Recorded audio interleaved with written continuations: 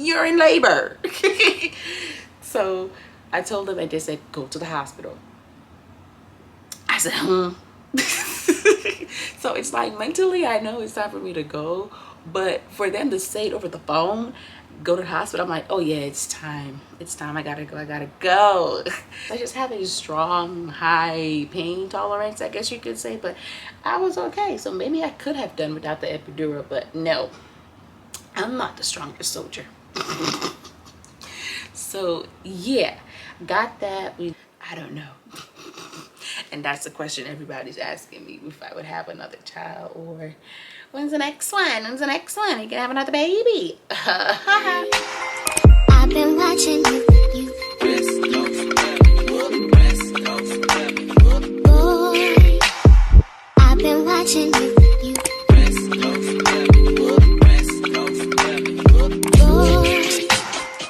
Welcome back to my YouTube channel. My name is Tishawn, your flight attendant. That is currently a stay-at-home mom and a stay-at-home wife, just for a couple of months. Welcome back to my YouTube videos. If you're new here, welcome. Returning subscribers, always thank you and welcome back. If you by now, you should be caught up with my 2 previous videos that I have posted in regards to my pregnancy. If you haven't, just a quick refresher, I'm currently just transitioning my channel over to my journey to motherhood, basically, and my pregnancy experience. So most of my videos now are just going to be related to me being pregnant, what was it like, what I dislike, what I love, just everything in regards to pregnancy, basically, until I go back to flying. But if you're not caught up, please check those videos out. I'm going to link them probably in my description box. I'm going to tag them somewhere up here in these corners. But let's get into today's vlog. So for today's video, I decided I'm going to share my positive pregnancy, labor, and delivery experience. When I tell you my experience was spontaneous, it was definitely spontaneous. But would that let me go again? Is that the green light to go again? I don't know. But let's get into it, so just stick around. All right, so you can see the date, it's May 7th. I'm still postpartum. My baby is currently sleeping. She's with her dad right now, so I get quick little time, me time to do what I have to do. You understand? So first of all, let me just say, I was in labor and I did not know that. I was at home doing everything you could think of. And if you know, you get to that point in your pregnancy where you just want to do everything around the house. You just have this burst of energy to start cleaning, to start doing this, to start doing that. Baby, I was in labor. I did not know.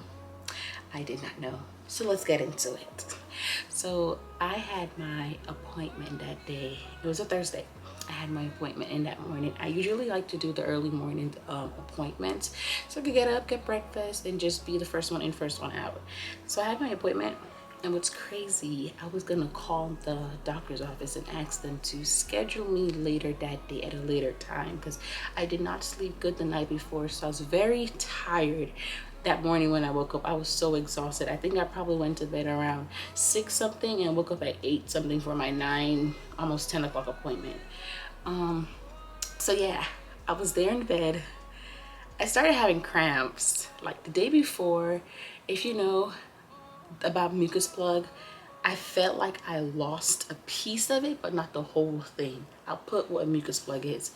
So I was like, you know what, I'm gonna keep paying attention to this, but nothing progressed that, say, the day before. But the next day now of the appointment, I woke up, I was cramping.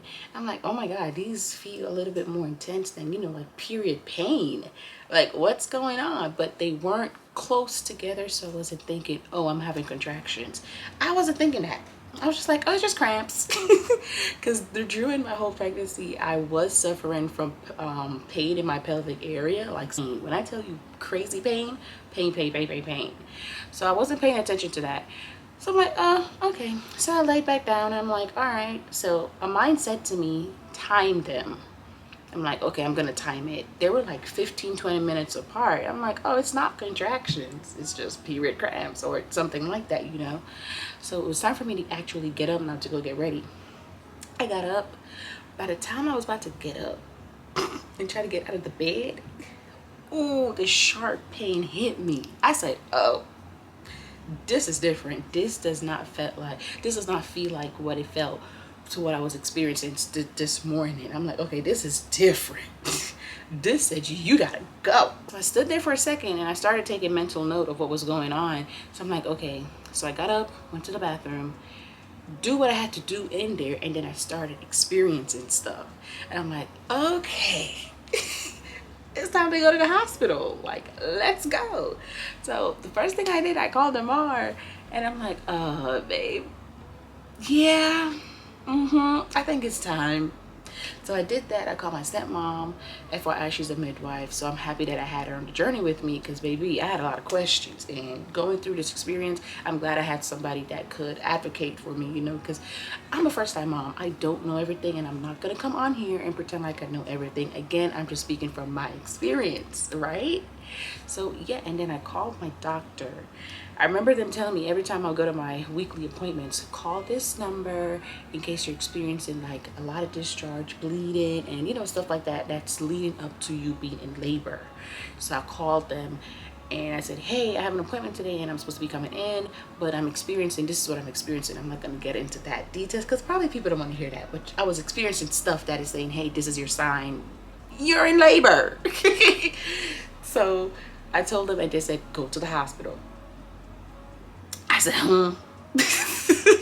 So it's like mentally, I know it's time for me to go, but for them to say it over the phone, go to the hospital, I'm like, oh yeah, it's time. It's time. I gotta go. So everything just happened so fast. When I tell you, this was like 9 something leading up to 10 something, so fast. So we did that. We got to the hospital. First of all, my bags and stuff were already packed since like 2 weeks prior, because we were ready, baby. I was ready to go. So everything was already prepared, right? So we did that, got there, got to the hospital, checked in, did everything that we had to do. They put me in triage. They checked me and whatnot. Now this is where it gets spicy. My doctor came and everything. First of all, the nurse, she was like, did you get your service checked at all? Like during your pregnancy? I told him I didn't want to. You could tell him that. If you don't want your service check, you ain't got to get your service check. I told him no. So I told her, I was like, no, I didn't get my service check.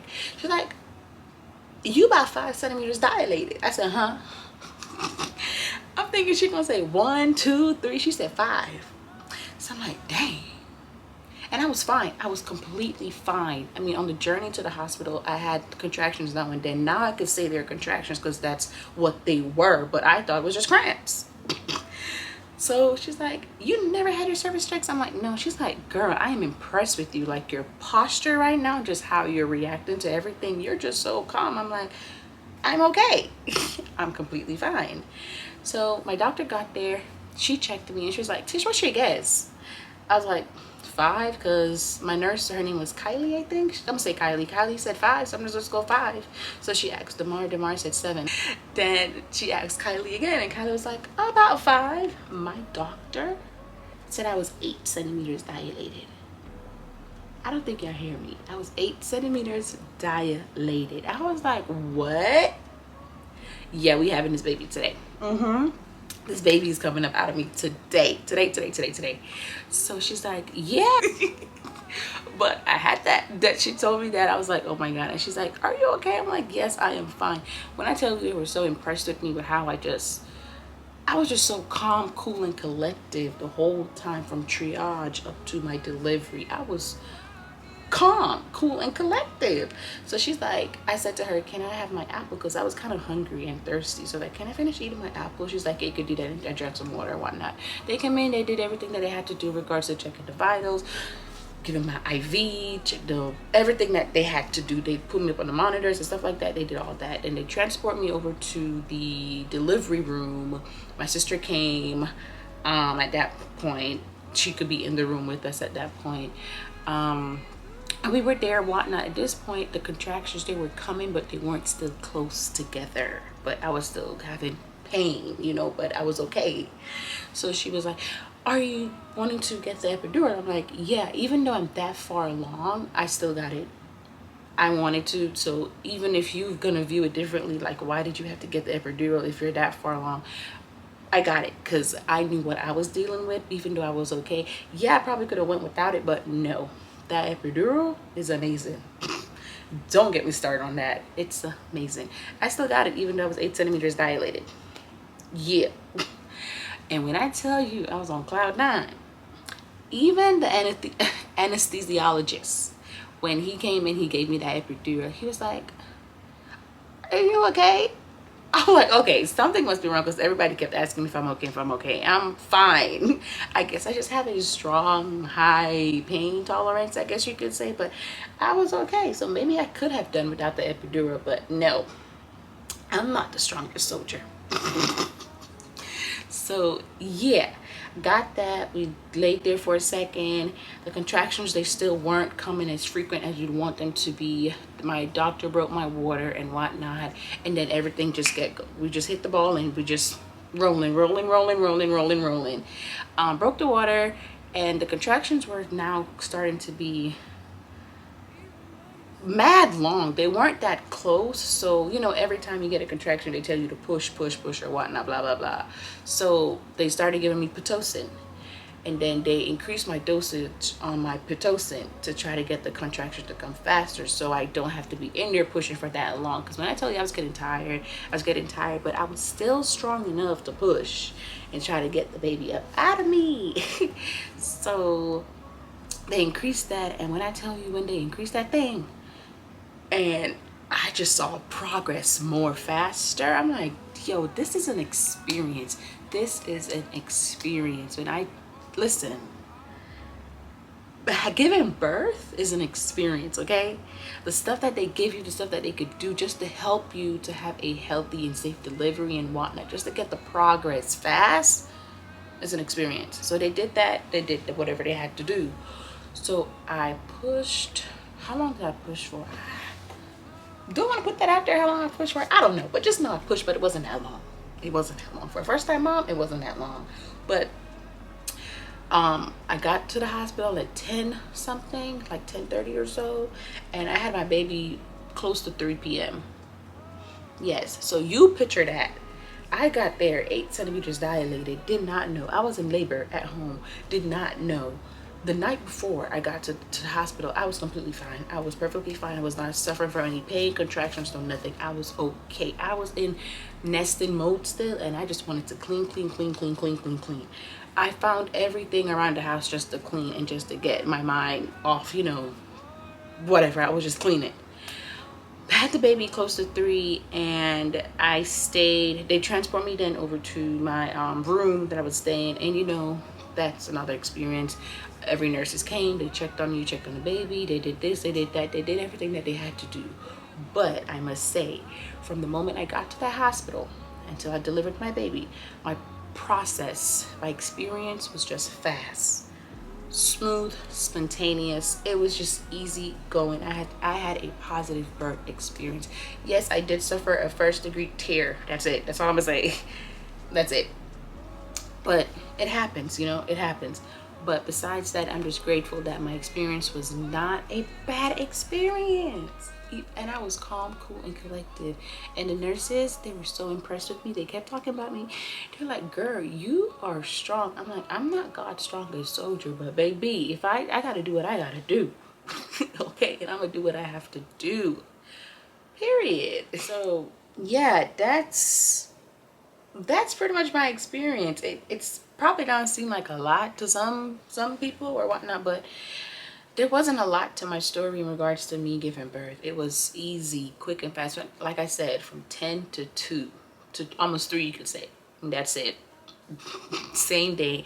And I only stayed at the hospital for 1 night. Yeah, I was ready to go. I was ready to go. So I was telling them, hey, you could do all the testing, do everything that you have to do, the 24-hour testing that you have to do on the baby, but I'm going home.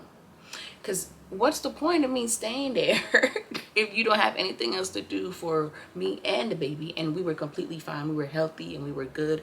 So I only stayed 1 night in the hospital. So if you don't know that, you do not have to stay the 2 nights in the hospital. And then again, your insurance sometimes only cover 2 nights in the hospital. And if you go past that, granted, it's probably a different scenario for you. But if you're healthy, your baby's healthy, they did all the testing and whatnot, from my experience, you could only stay 1 night. You do not have to stay 2 nights in there. No.